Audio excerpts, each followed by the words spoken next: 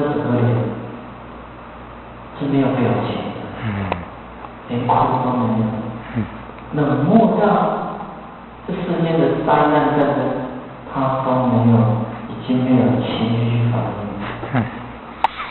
你看这颗心多么的让人担心。那个孩子有一天早上，他怎么看这世界？那这样的世界是谁产生出来的？我们都是人性的问题，对不对？